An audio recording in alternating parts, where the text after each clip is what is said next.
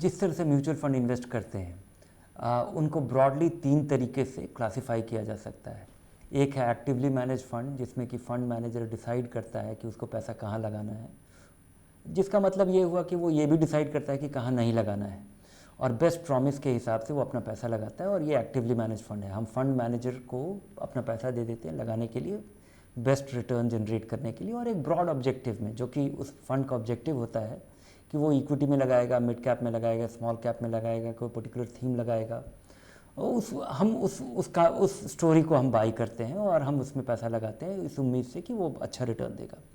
दूसरा है index fund.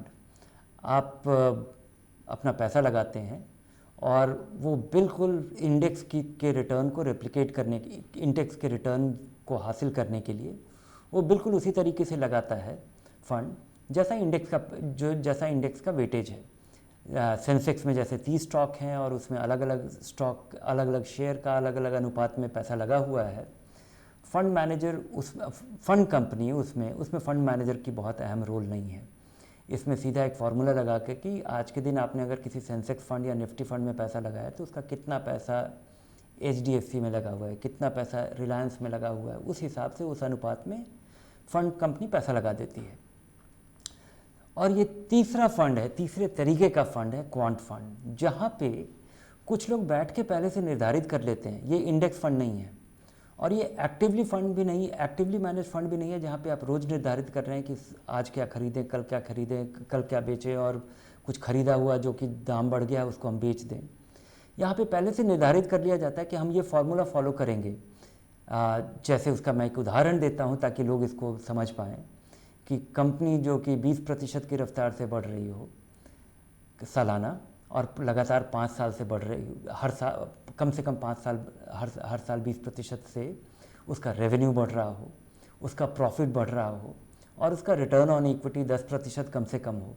ऐसे अगर आप एक क्वांटिटेटिव फ्रेमवर्क जब कंपनी में लगा देंगे, कंपनी के चुनाव में लगा देंगे, तो ये किसी व्यक्ति पे निर्भर नहीं करेगा। जब कोई व्यक्ति ये डिसाइड करता है, एक्टिव फंड मैनेजर डिसाइड करता है, तो ये एक क्वालिटेटिव असेसमेंट है, वो एक कंपनी के बारे में निर्धारित करता है। और कुछ बहुत सारे लोग सोचेंगे आज लगाए नहीं लगाए, इसमें ऑब्जेक्टिविटी की शायद कभी कभी कमी हो जाती है, जिस वजह से हमें दिखता है कि बहुत बार अच्छे फंड मैनेजर लंबे समय तक अच्छा नहीं करते हैं।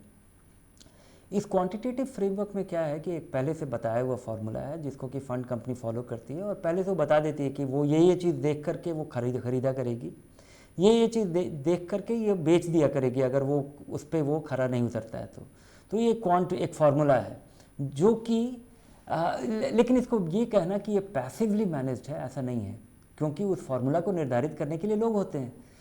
तो ये एक तरह से कॉम्बिनेशन है इंडेक्स फंड का और एक एक्टिव मैनेज का। एक्टिवली एनालिस्ट लोग बैठ करके ये एक फार्मूला बनाते हैं, उसको फॉलो करते हुए आपका पैसा लगाया जाता है, उनको फॉलो करते हुए पैसा निकाला जाता है। हर चीज़ को एक बार देख लेना चाहिए कि ये कितना खरा उतर रहा है, ट्रैक रिकॉर्ड के आधार पर निर्धारित करें।